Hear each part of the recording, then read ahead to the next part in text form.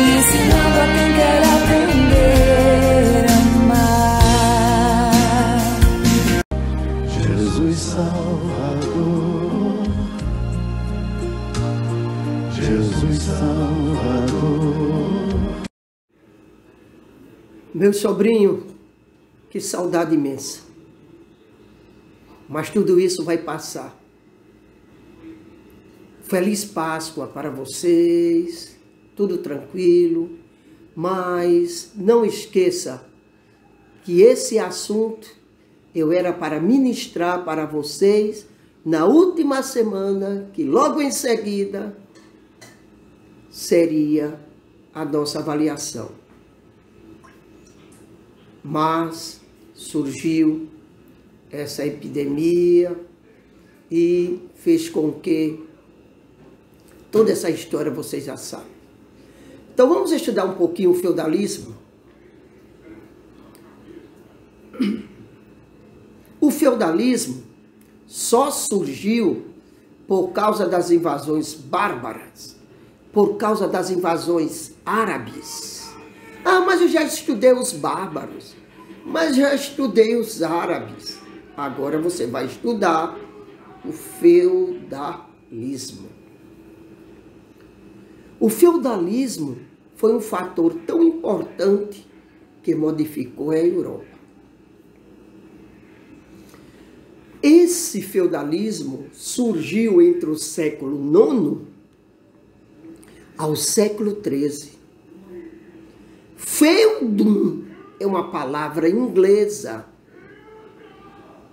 que significa senhor dono de terra, senhor proprietário de terra. Só podia ter terra quem fosse nobres. Vocês sabem quem são nobres? Rei, príncipe, imperador, duque, conde, visconde, barão. Então, o feudalismo surgiu entre o século IX ao século XIII. Praticamente quase 500 anos de feudalismo. A Europa vai sofrer uma transformação. Mas por que a Europa vai sofrer uma transformação? Porque os bárbaros invadiram Roma. Os árabes invadiram a Península Ibérica, Portugal e a Espanha. E a Europa vai sofrer uma transformação.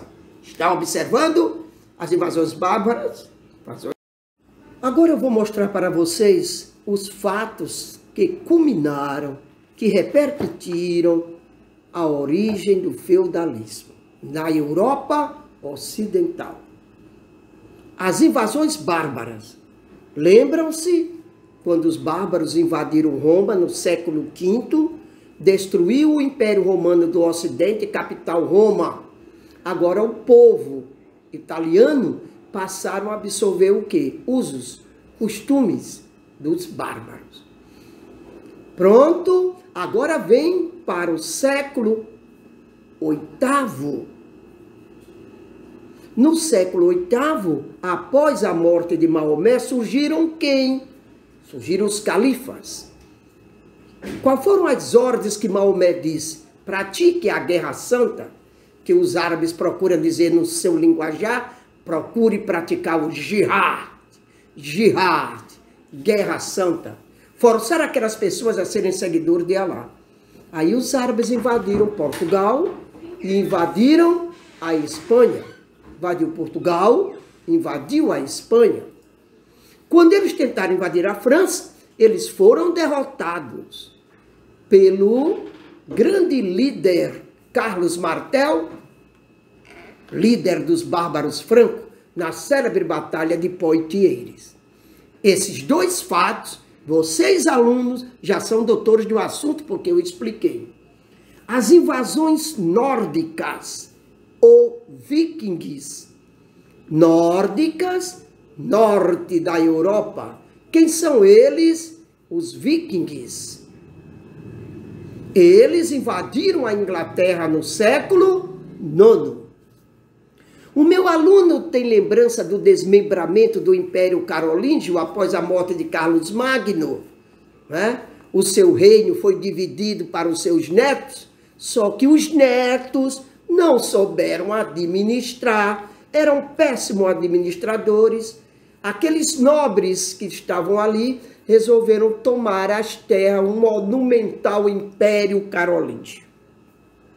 Então, 4 fatores deram origem ao feudalismo: as invasões árabes, bárbaras, vikings e o Tratado de Verdun. O que foi o Tratado de Verdun? O desmembramento do Império Carolíngio. Vocês, nesse sentido, já são... Então, agora eu vou mostrar para vocês as características do sistema feudal. Olhe o que deu origem e como era a Europa entre o século IX e o XIII. Politicamente, como era essa Europa? Era um governo descentralizado. O que é que significa descentralizado? O poder estava concentrado nas mãos dos senhores feudais. Quem tivesse terra tinha poderes. E do clero. O que é clero? A igreja. Ah, titio, quer dizer que as características do sistema feudal está envolvendo a política? Sim. Como era o governo naquela época? Diferente do governo dos dias atuais, desses dias que vocês estão convivendo. Naquela época, o governo, durante o feudalismo, era o governo descentralizado.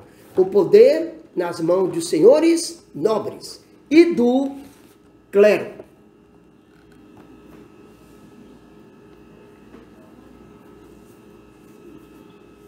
O rei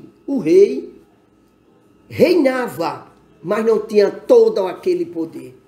Mesmo com o título, não esqueça desse título, sucerano do sucerano.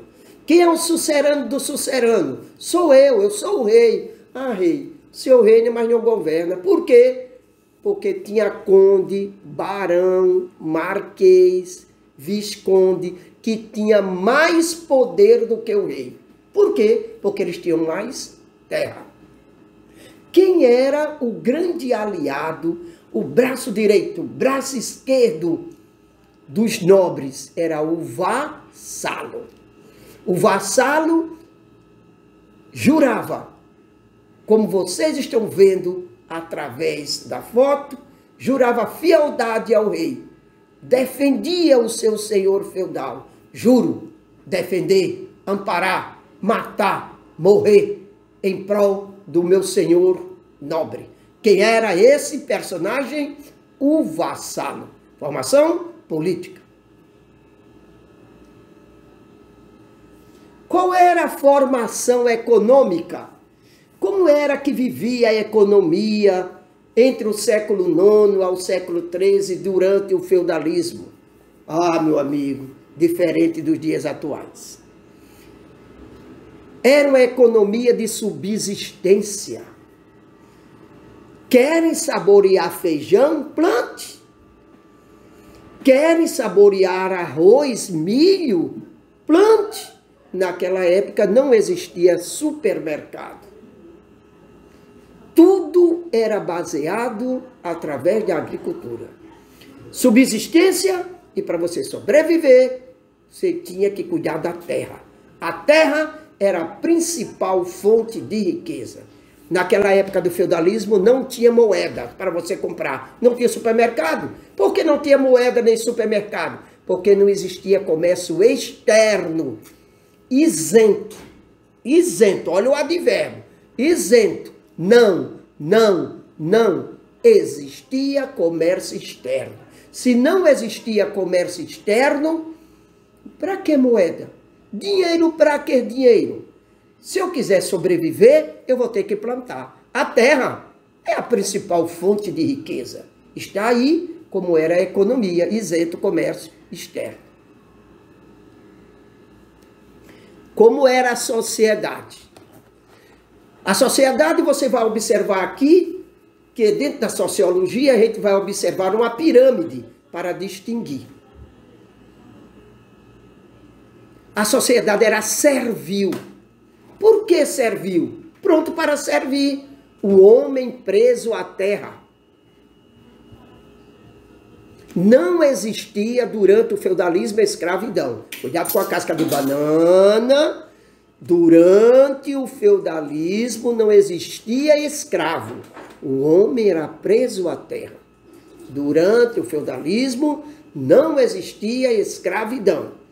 Na hora que o cara vai fazer um concurso, meu aluno vai fazer um concurso, aí vê, durante o feudalismo, trabalho escravo. Aí aquele que nunca sabe, que não estudou conosco aqui, aí vai dizer, sim, errou. Durante o feudalismo não existia escravidão. O homem era preso à terra. A terra era dos senhores nobres. Você tinha que trabalhar para o senhor nobre. Quer sobreviver? Plante, cultive. A terra dos senhores nobres, conhecido como senhores feudais. Então, existia essa camada social. Agora, qual a camada social mais sofredora?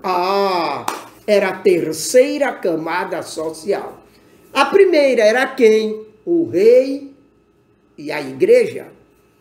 E a segunda camada, os nobres, conde, visconde, barão, marquês, duque. Muito bem, os vassalos. E a terceira camada, artesão, camponês, servo, vilão. Atenção para essa palavra que eu disse, vilão. Vilão no cinema é tido como mau caráter, o bandido, ou aquilo que não presta. Mas durante o feudalismo, o vilão era o homem que vivia livre. Livre, mesmo sendo da terceira camada social. Da terceira camada social, qual aquele que tinha um certo privilégio? O vilão, que morava nos vilarejos. Pronto? Então já sabe a questão social. A terceira camada social. Hello, meu nome é Daniela, eu sou professora de inglês e hoje nós vamos dar continuidade às aulas online, tá? Com a turma do 7º ano e o assunto de hoje é preposições, certo? Nós temos aí algumas preposições que é o que nós vamos trabalhar, tá? Temos aí uma imagem, né? E tem vocabulário em inglês e vocabulário em português. Se você olhar para a primeira imagem, tem aí before e after. Olha a imagem. Sem tradução, você já consegue entender o que significa before e after. Tem a outra imagem que está em português, que tem antes e depois. Essas são imagens de Instagram que a gente está acostumado a ver, às vezes, um vocabulário em inglês e não tem noção do que significa. Então, hoje nós vamos trabalhar as preposições, tá? Então, temos algumas aí que nós vamos trabalhar. É importante lembrar que indica uma relação de espaço e de tempo, ou de direção, ok? Vamos começar com a preposição after, ok? After significa depois, né? Sucede a algum ponto, né? We can go, e nós podemos sair depois do jogo. Depois do trabalho, ele jogará com seus amigos. Vejo você depois dos meus exames. Então, sucede a algum ponto. Depois do jogo, né? Depois do trabalho, depois dos meus exames, tá? Vem depois, sucede a algum ponto, tá? E o before é antes. Então, aquelas imagens que nós trabalhamos, tá? Que tá aqui, before e after. Antes e depois, ok? Então, temos aqui, before, antes de, antecede algum ponto. Ela chegou antes do almoço, né? Marta te ligou antes do acidente. Então, antes do almoço, antes do acidente. Então, o after sucede algum ponto, ou seja, depois. E o before é antes, ok? Depois desses dois, nós vamos trabalhar o até um ponto específico. Então, aí temos 3 frases, né, para explicar. Leia até você entender a ideia principal, Você pode ficar até amanhã. You can stay. Você pode ficar. Até quando? Até amanhã. Então, até um ponto específico. Nas 3 frases tem leia até o quê? Você entender a ideia principal. Esse é o ponto específico. Você pode ficar até amanhã. Então, até amanhã é o ponto específico.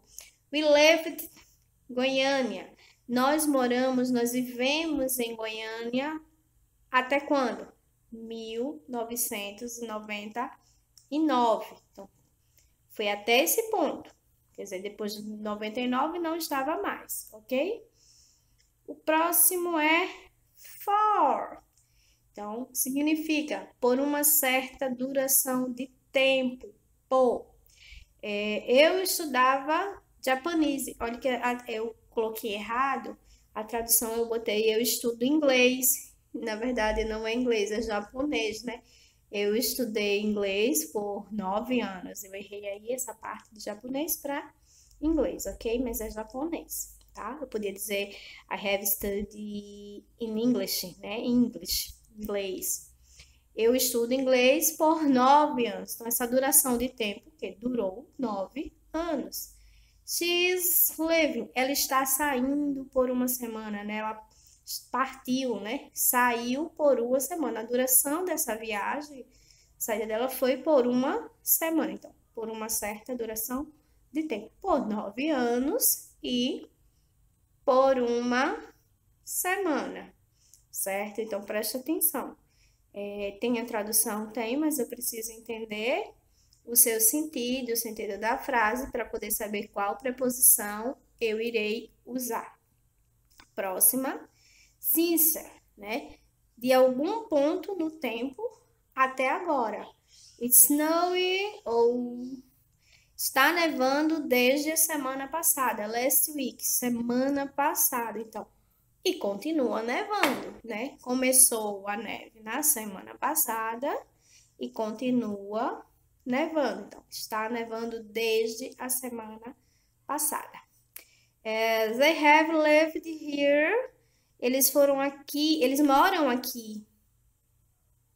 Eles têm morado, eles têm vivido aqui desde 2003. Que live é o verbo morar, né? Viver no sentido de moradia, né? Eles moram aqui desde 2003, ou seja, de algum ponto no tempo até agora. Então, eles foram morar em 2003 e continuam morando até hoje. Então, esse tempo agora. Estava nevando desde a semana passada, um ponto no tempo, né, até agora. Temos aí from you to, duração de um ponto a outro. Começou num lugar, terminou no outro. É esse tempo de um ponto a outro, tá?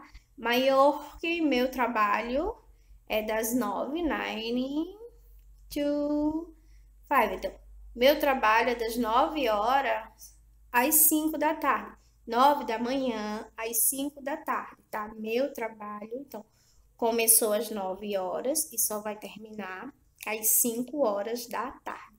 O primeiro ponto é às 9 e o segundo ponto às 5 da manhã. Eles vão para a academia de segunda a sábado. Qual a duração aí de um ponto a outro? Primeiro ponto, segunda, Monday, e o segundo ponto, Saturday, que é sábado, né? Eles vão para a academia de segunda a sábado. Então, aí você consegue ver que from to, ele tem uma duração de um ponto a outro. Under, que significa embaixo, debaixo. The cat reads on the car. O gato está escondendo-se embaixo do carro. Embaixo, debaixo do carro. E ao contrário de under, nós temos o up, que significa para cima, né? Eles subiram a colina. They went up. Up, subir para cima, né? Estão em cima, acima da colina. Ok? Então, nós tivemos aí todas as preposições. Deem uma olhada. Agora estou me despedindo de você dizendo: a saudade mata a gente. Eu ouvia muito essa canção quando eu tinha a idade de vocês. Mas todos esses dois conteúdos, o primeiro vocês já viram. Mas quando nós regressarmos, vamos mais uma vez reviver. Com tranquilidade, porque Deus é o nosso Pai. Vamos passar por tudo isso. Lembre-se que está um grande sucesso aí. Vamos pisar na cabeça da serpente.